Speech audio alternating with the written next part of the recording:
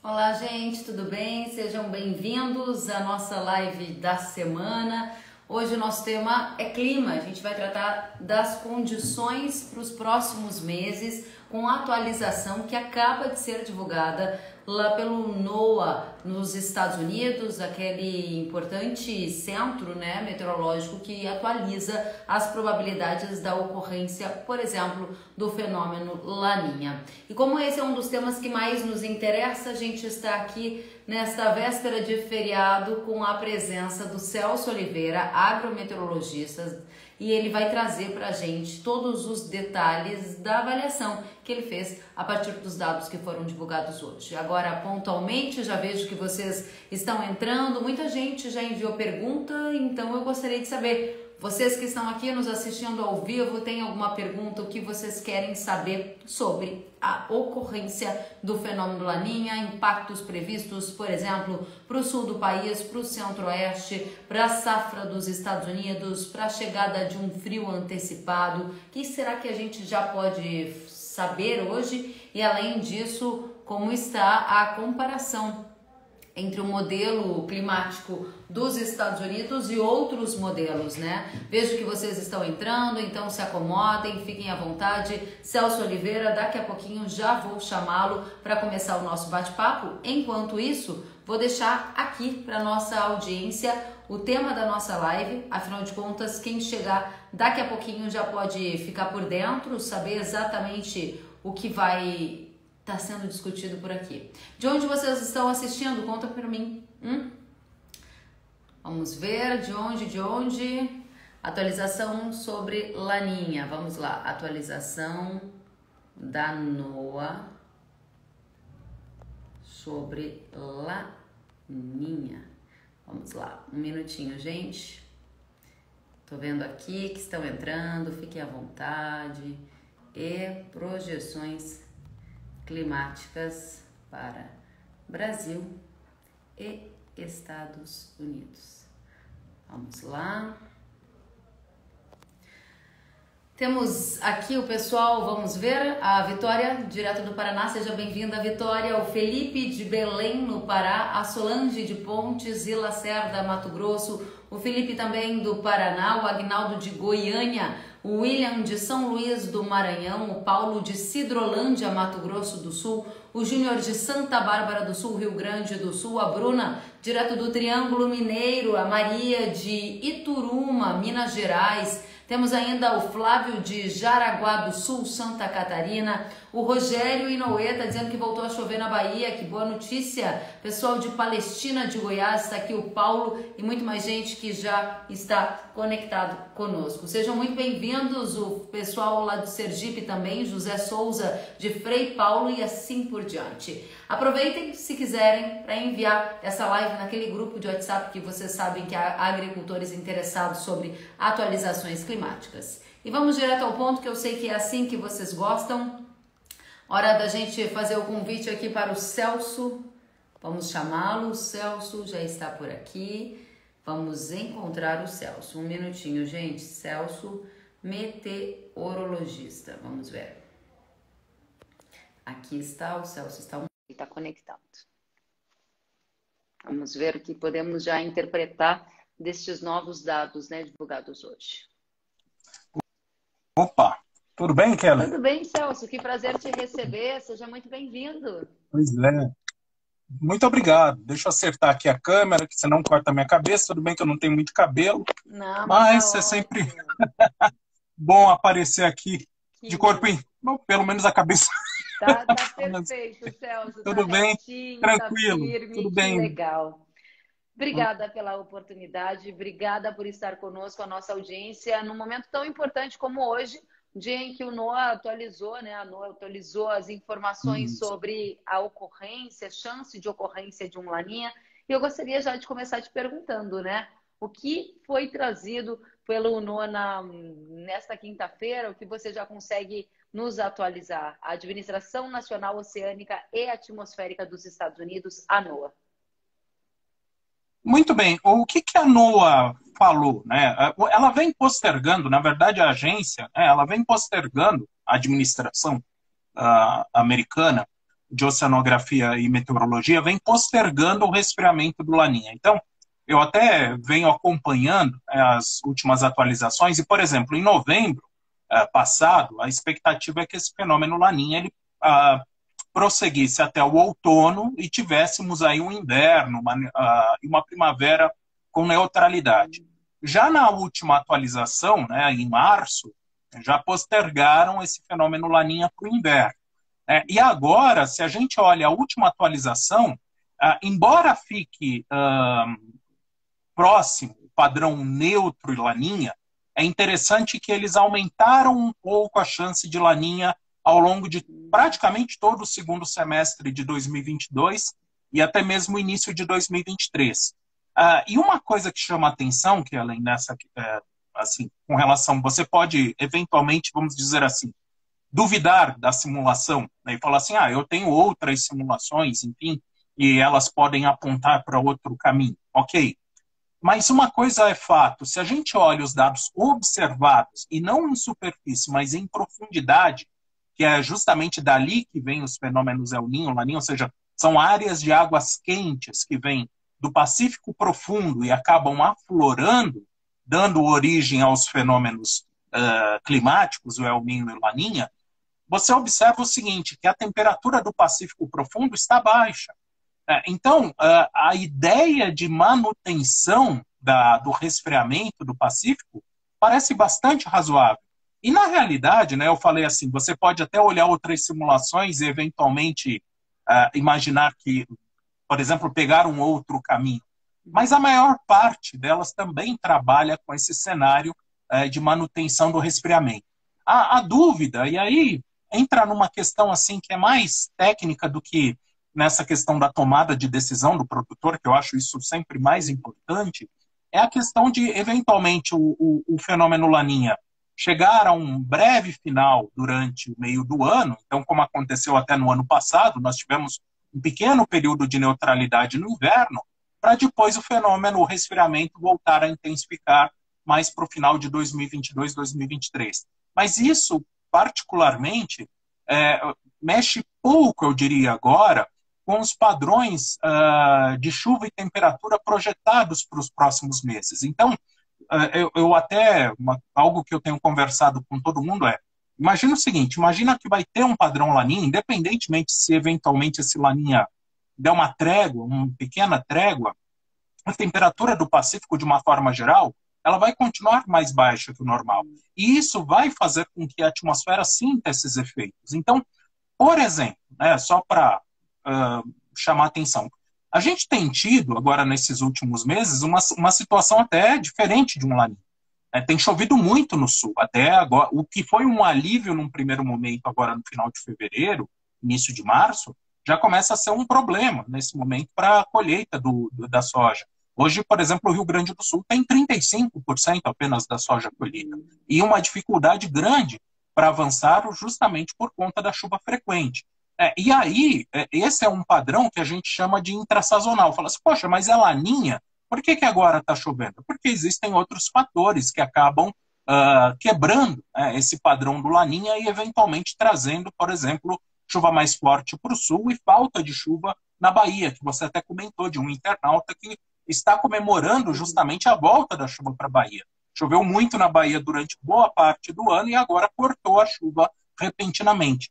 Agora, se a gente for pensar daqui para frente, o ideal é você imaginar justamente num padrão Laninha, ou seja, a chuva que vem acontecendo no sul tende a diminuir, volta a chover na Bahia, volta a chover, na verdade, no Mato Piba, de uma forma geral, já nesse fim de semana, e há uma expectativa agora de termos aí, claro, a gente avança agora para o outono, já é um período mais seco, mas pelo menos o que chama a atenção é que pelo menos o sul do Brasil, acho que esse que é um ponto importante, porque o outono e o inverno são mais chuvosos no sul do que, por exemplo, no sudeste, no centro-oeste, e deveria chover mais a partir de agora, e as projeções estão trabalhando com a hipótese justamente de precipitações abaixo da média. Então, é importante ficarmos atentos aí nessa questão. Claro, fala-se muito do safrinha, até porque a dor foi grande, né, em função das perdas do ano passado, mas uma preocupação também que a gente precisa ter nesse contexto é com a questão das culturas de inverno, por exemplo, com esse cenário de resfriamento do Pacífico. Kelly. Muito importante. Então, vou fazer uma tentativa de resumir o que você nos trouxe e peço, por favor, que você assine, sinalize com a mão se eu tiver cometido algum engano para que a gente paralise e retome essa conversa. Então, você está dizendo que a administração lá que tem as informações de clima dos Estados Unidos, a NOAA, atualizou hoje os dados sobre Laninha e aumentou as chances para a ocorrência do Laninha, pelo menos de junho até o fim do ano, que pegariam a parte do outono e do inverno, correto, Celso? Do outono e inverno do hemisfério norte e, aqui no nosso caso, inverno, primavera e, eventualmente, início do verão, já pensando em 2023, sim. Perfeito. Então, na sequência desta informação, você disse para a gente, o ideal é imaginar que teremos um padrão Laninha, com menos chuva no sul e mais chuva na região do Mato Piba. Essa é a sua conclusão, levando em consideração esse modelo dos Estados Unidos, mas também outros modelos que você consulta. Objetivamente, você acredita num clima sendo impactado por características de um Laninha? Sim. A gangorra, ela volta a inverter. Então, é importante isso. É algo que a gente precisa chamar atenção é o seguinte, o Laninha não acabou. Essa inversão, essa volta da chuva para o sul, que aconteceu nesses últimos meses, não representa um enfraquecimento do resfriamento ou, eventualmente, um cenário que seja mais favorável daqui para frente. Foi uma situação que, claro, ajudou bastante, principalmente pensando em culturas, na finalização de culturas instaladas de forma mais tardia, mesmo ajudou a acelerar a instalação da segunda safra no Paraná e Mato Grosso do Sul, que estavam patinando em função da estiagem, isso foi bom, mas não podemos pensar que daí para frente, agora maio, junho, julho, vai continuar chovendo fortemente sobre a região sul. Não é o caso. A expectativa é justamente que essa precipitação ela fique abaixo da média. Esse cenário que a gente viu até agora de chuvarada no sul e seca no nordeste foi um cenário temporário. E agora você acaba tendo essa inversão já nesse fim de semana, com chuvas fortes sobre o Mato Piba. É claro que, pensando em Mato Piba, pensando no interior do Nordeste, no Tocantins, é natural que a partir de agora você já entre no ocaso da chuva. Então, esse episódio que vai acontecer agora nesse fim de semana é praticamente um dos últimos aí que a gente vai considerar para outono. Depois disso, a tendência é de tempo seco e é natural mesmo que a região tenha tempo seco. Mas aí você começa a olhar a climatologia. Não, para onde que então a chuva tende a cair mais fortemente a partir de agora? Ela justamente tende a cair mais para o lado sul. O outono, o inverno, eles são importantes para aumentar o nível de reservatório para arroz, é importante, claro, para a questão da manutenção das culturas de inverno. E aí, quando você olha as simulações, elas tendem justamente para a cara do Laninha, ou seja, para chuvas inferiores à média na região sul e também partes próximas, como São Paulo, Mato Grosso do Sul, também estão com previsão de chuva abaixo da média entre maio e julho, por exemplo.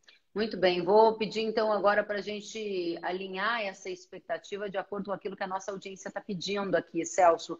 E uma das questões que você já mencionou e que é super importante é o impacto dessa condição de Laninha na condição para a produção de uma safra que há uma expectativa do mercado que seja farta para, por exemplo, a safrinha ou a segunda safra de milho. Eu, como jornalista, Celso, consulto diferentes fontes todos os dias. E eu tenho percebido e me chamado bastante atenção a diferença de projeções de consultorias privadas para o tamanho da produção de milho. Há algumas empresas com projeção de mais de 90 milhões de toneladas em que estão levando em conta uma projeção de um clima benéfico, ou seja, que geraria uma safra farta, e na outra ponta tem consultorias com ao redor de 81 milhões de toneladas, ou seja, são 10 milhões de toneladas, né, de diferença.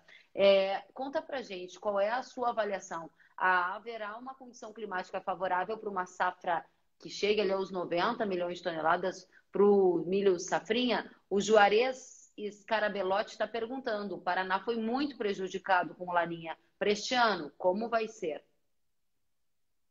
Então, vamos lá. Vamos pensar primeiro nas condições iniciais.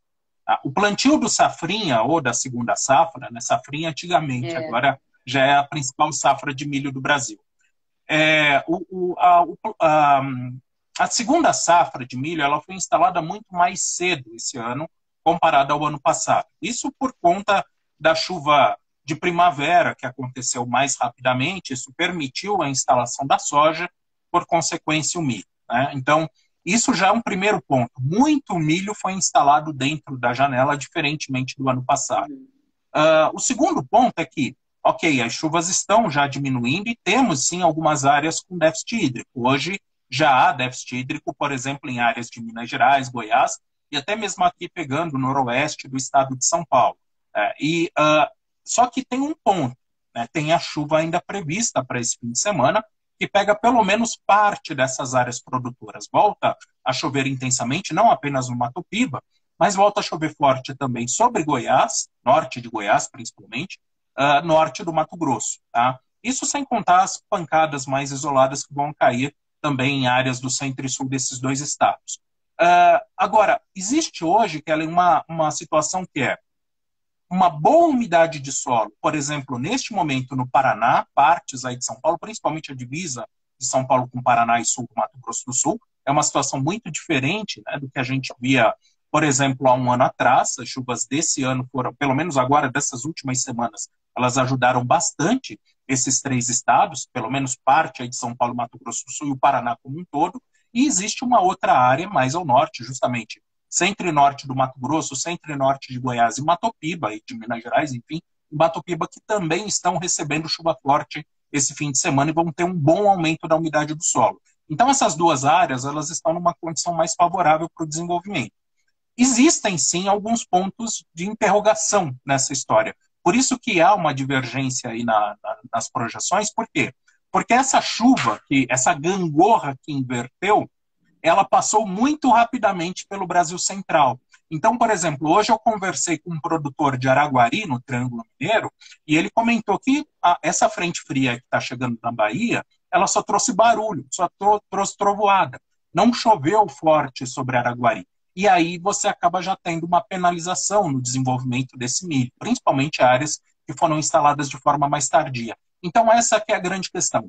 Entre duas áreas que estão numa situação melhor, pensando na previsão de curto prazo e na condição inicial, você tem um meio de caminho aí, que é a divisa de São Paulo com Minas, divisa de Minas com Goiás, a tríplice divisa entre Goiás, Mato Grosso e Mato Grosso do Sul, onde essa chuva ela não foi tão forte e não há expectativa, isso que é importante, não há expectativa de que a gente tenha, agora no final de abril e mesmo no início de maio, uma precipitação que compense já esse déficit hídrico observado.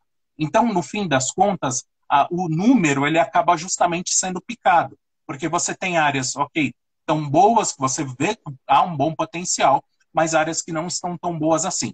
Ainda assim, Kellen, vale a informação seguinte: como a boa parte da safra de milho foi instalada mais próxima da janela, a perspectiva é que você tenha uma safra melhor que a do ano passado.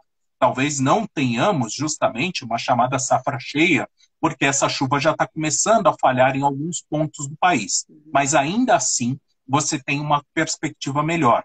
É claro que tem toda a questão ainda, por exemplo, pode se perguntar sobre geada, né? Então, se tivermos geada, você poderia ter eventualmente alguma penalização, por exemplo, entre Paraná, São Paulo e Mato Grosso do Sul, até porque esses três estados, principalmente Mato Grosso do Sul e Paraná, plantaram de forma mais tardia em função da estiagem. Okay. Tem também toda essa questão que eu comentei da diminuição da chuva prevista para o Paraná, para o Mato Grosso do Sul a partir de maio, quanto que isso poderia tirar a umidade do solo. Enfim, tem alguns pontos aí nessa história, mas eu acho que a condição inicial é importante a gente ficar atento.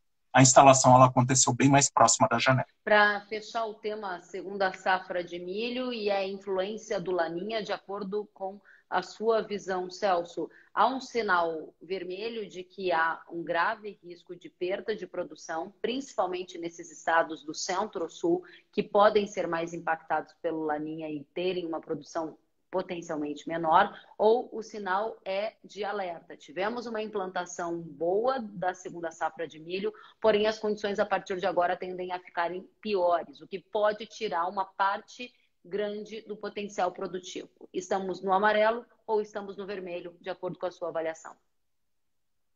Por enquanto, no amarelo. por enquanto no amarelo. Então, estaríamos no vermelho se eventualmente estivéssemos já sob uma estiagem significativa no Paraná, São Paulo, Mato Grosso do Sul. Ainda tem previsão de chuva nessas áreas, né? Vale salientar, eu comentei assim que não vai chover muito no Brasil Central. De fato, não vai chover muito no Brasil Central. Mas se a gente olhar para o Paraná, volta a chover agora no próximo feriado, do dia 21 de abril. Então, essa diminuição da umidade do solo não vai acontecer imediatamente. Ela vai acontecer mais para o decorrer de maio. Então, ainda tem tempo para passar uma parte aí do desenvolvimento desse milho até que ele comece a sentir, principalmente as áreas mais tardias, a sentir um pouco mais essa questão da diminuição da umidade do solo. Então, por enquanto, sinal amarelo. Muito obrigada, Celso. Vamos para a próxima pergunta e tem a ver com frio. Duas questões que vêm da nossa audiência. Uma delas é do Gustavo Peixoto e ele diz: será que teremos geadas severas como as do ano passado nas regiões de Café? E a segunda pergunta vem do Sandro Malman. Tem previsão para quando vão ser as primeiras geadas desta temporada? E no sul do Paraguai, como fica? Então, peço que a gente responda primeiro o Gustavo do Café e depois a sua previsão para as primeiras geadas que chegam ali para Paraguai e eventualmente sul do Brasil. Olha, temos que ficar atentos, sim, a potencial para frio. Inclusive, hoje, a agência europeia atualizou também sua previsão e manteve a ideia de quedas acentuadas de temperatura para o Brasil, principalmente meados de junho, mês 6.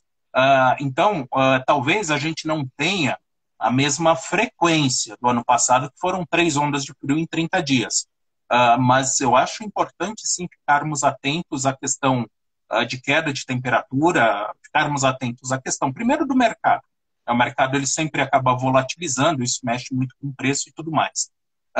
E o outro ponto é justamente ficar atento aí a partir da segunda quinzena de maio e no decorrer de junho com as previsões do tempo propriamente ditas, porque existe sim esse risco. Não seria estranho termos aí o avanço de uma onda de frio alcançando áreas do sudeste até mesmo centro-oeste. Então esse é o primeiro ponto.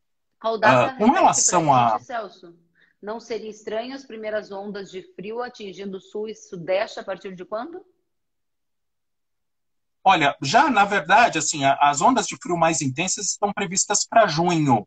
Mas agora em maio, tá, por volta do dia 10, 15 de maio, tem uma outra queda de temperatura que, por enquanto, as simulações não trabalham com valores tão baixos. Mas é até interessante que eu vi também, tenho visto aí as informações que têm acontecido na rede, né? E, de fato, tem ondas de frio em maio, junho e julho.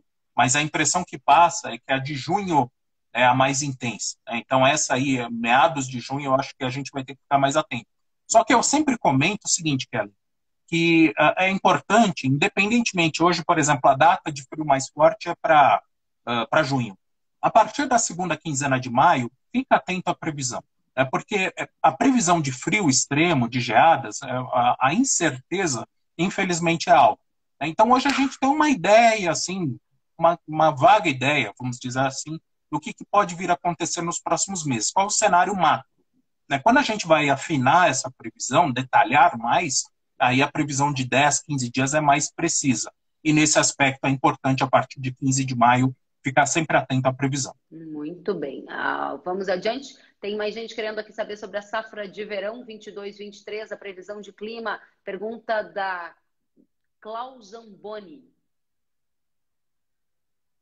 Olha só, 22-23, eu até estava justamente olhando isso hoje, para ver essa questão da volta da chuva para o Brasil. Porque as previsões já mostram as primeiras pancadas de chuva para setembro, chuvas mais organizadas para a segunda quinzena de outubro, e é interessante essa briga do Laninha, né? Vai ter Laninha, não vai ter Laninha. Por quê? No ano passado a gente teve Laninha, choveu cedo. No ano retrasado nós tivemos Laninha, choveu tarde. Então, assim, a gente percebe que, sim, existe um efeito claro do fenômeno El Niño Laninha, a gente viu agora no verão da região sul. Mas existem também outros fatores. E aí, nesse aspecto, quem mexeu bastante com a chuva do Brasil nesses últimos anos, na primavera, foi a temperatura do Atlântico Norte. Inclusive, no ano de 2020, teve muito água, ficou muito quente no Atlântico Norte, isso desenvolveu um monte de furacão. e a consequência foi um atraso grande da chuva aqui no Brasil. Para esse ano, por enquanto, a temperatura do Atlântico Norte não é tão alta, né? E isso passa uma impressão de que justamente o que as previsões estão mostrando é que talvez a gente não tenha naturalmente uma regularização tão rápida da chuva como aconteceu na primavera passada, mas ainda assim a perspectiva parece positiva, tá, para o desenvolvimento. Dos 3 meses, pensando agora em outubro, novembro e dezembro, o novembro é o que está se mostrando um pouco mais seco, ou seja, tem uma cara de que a chuva até volta em setembro, outubro, pode ter uma certa oscilação em novembro em áreas do Sudeste, Centro-Oeste e Mato Piba, mas volta a ganhar intensidade em dezembro. Dependendo como for essa oscilação em novembro, isso talvez não impeça a continuidade de plantio, o desenvolvimento inicial das culturas. Então dá a impressão realmente que a gente está mais com a cara de 2021 do que a cara de 2020. Né? 2021 que a chuva voltou cedo, regularizou rápido, contrário do que aconteceu em 2020, que a chuva atrasou. Muito bem. FMA La Volta pergunta: o que esperar do cenário de Laninha para a safra dos Estados Unidos? Boa pergunta. É bom ficar atento aos Estados Unidos, sim. Porque esse ano a gente está comparando com 2012. E se a gente for buscar aí quem trabalha bastante com grãos, fica até meio arrepiado com 2012, porque foi um ano que quebrou. Os Estados Unidos teve problema. Teve uma quebra aí de uns 13%, 14% na safra, por estiagem. Agora, é sempre aquela questão, eu sempre falo o seguinte, a condição inicial é importantíssima. Tá? E nesse momento, a umidade do solo nos Estados Unidos está bem maior do que a observada em 2012.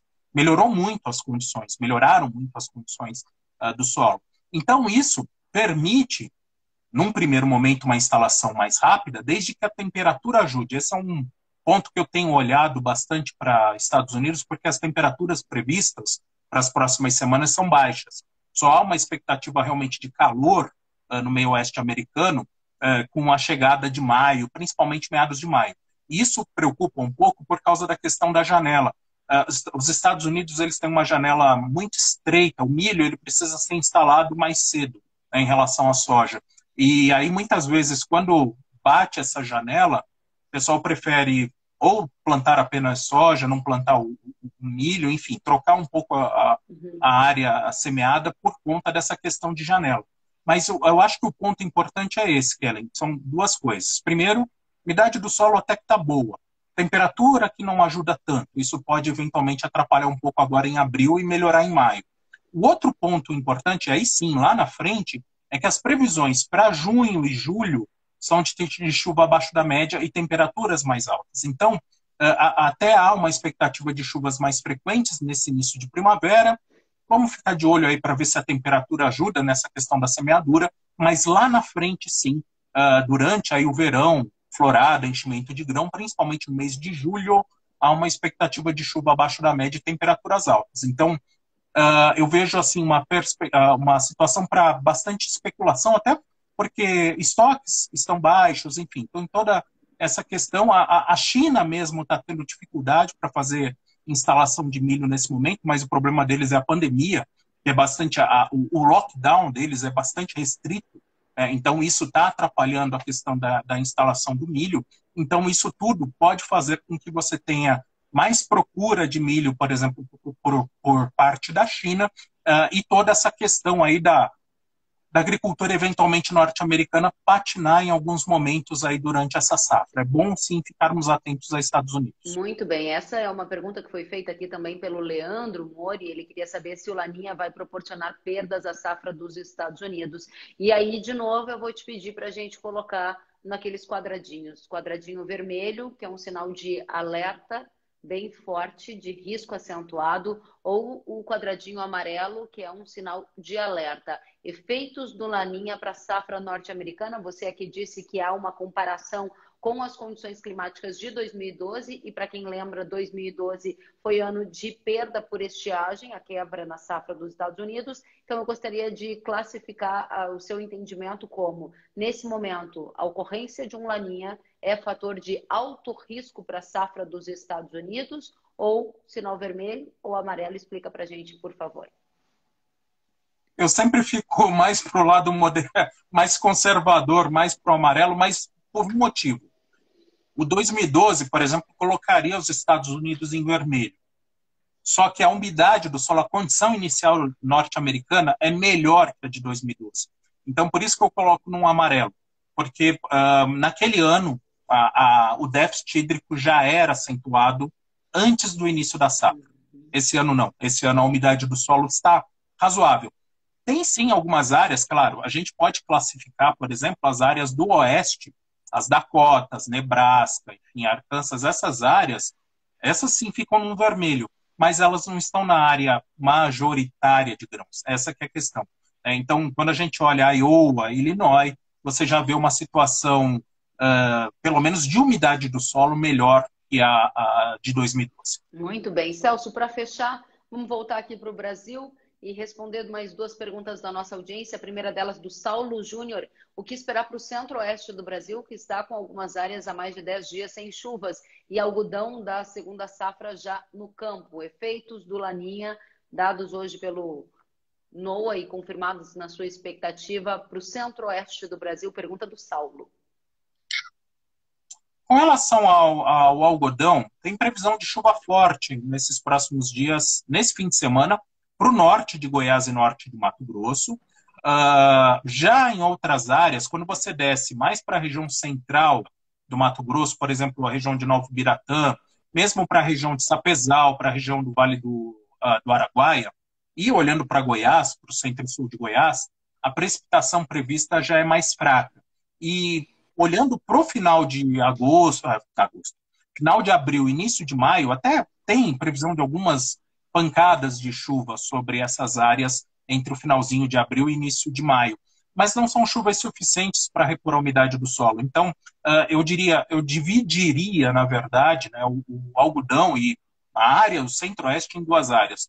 O norte, né, Sinop, principalmente subindo até, eventualmente, um pouco mais na direção de Alta Floresta, mesmo o norte de Goiás. Uma situação boa, volta a chover forte, porém, quando olhamos mais para o centro e sul de Mato Grosso de Goiás, mesmo o norte do Mato Grosso do Sul, tem algodão também, essas áreas já com chuvas mais fracas e aumento do déficit hídrico à medida que a gente vai avançando agora no outono. Muito bem. Para fechar, a pergunta objetivamente é, então, teremos a terceira safra seguida sobre a influência do Laninha? Esse é um fenômeno que não acontece há quanto tempo? E emendo nesta pergunta uma que veio da nossa audiência dizendo qual é o efeito disso para o Rio Grande do Sul, por exemplo. Duas perguntas para você. É verdade, não é comum você ter... Tudo bem, o Laninha é um fenômeno mais persistente que o El Niño, né? Então, o El Niño, eu falo que ele é muito explosivo. Do mesmo jeito que a temperatura sobe rapidamente, ela cai rapidamente. Já o Laninha, você não vê um resfriamento tão forte como o aquecimento do Pacífico. É um fenômeno que dura mais. Mais 3 anos é muito. Mas eu lembro o seguinte, se você não olhar apenas a questão, foi exatamente Laninha, ou seja, a temperatura chegou a 0,5 abaixo de zero e abaixo do normal, e isso é um Laninha. Se você olhar somente períodos com águas frias, a gente vai perceber que de 2009 a 2012 a água do Pacífico ficou fria por 3 anos, e de 2007 a 2009, ou 2007 a 2010, também o Pacífico ficou mais frio que o normal. Na realidade, tem sido recorrente, na verdade não é 2007, é 2017 a 2019, desculpa. Mas nós temos tido águas frias de forma persistente no Pacífico. Isso tem sido mais fácil, vamos dizer assim. O Laninha tem sido mais fácil aparecer do que o El Niño. Isso tem uma explicação por uma oscilação de longo prazo. Mas, respondendo sobre a região sul, sim, importante ficarmos atentos à questão aí do resfriamento do Pacífico e os efeitos desse fenômeno Laninha. Lembra o seguinte, o fenômeno Laninha, ele não acontece sozinho. Existem fatores que podem minimizar o efeito. E a gente já viu isso agora, nessas últimas semanas. Infelizmente, esse efeito que minimizou o Laninha aconteceu tarde demais. E isso já pegou o final da safra gaúcha, o final da safra sulista de uma forma geral. Isso realmente não ajudou. Mas eu lembro, nesses últimos anos, de mesmo períodos de Laninha, que não trouxeram um efeito tão severo para a safra gaúcha, para a safra da região sul de uma forma geral. Então, vamos aguardar um pouco, sim, cautela. Eu acho importante já colocar, vamos lá, o sinal amarelo, tá? Para esse ano, para essa próxima safra, mas vamos ver como é que vão funcionar os fatores que podem eventualmente minimizar esses efeitos aí do resfriamento do Pacífico. Mas será o terceiro ano seguido de laninha? Ah, sim, sim, não duvidaria, não duvidaria. Tá? Então, nesse aspecto, tá? Então, respondendo de forma mais objetiva, sim, e aí, principalmente se você olhar as temperaturas baixas, o Pacífico frio, tem sido recorrente termos Pacífico com temperatura baixa por anos seguidos, tá? Pelo menos 3 anos seguidos. Isso sim, sim.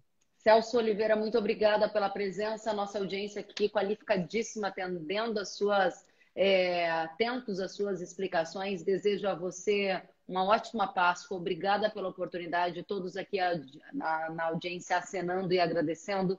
Obrigada a você. Volte sempre.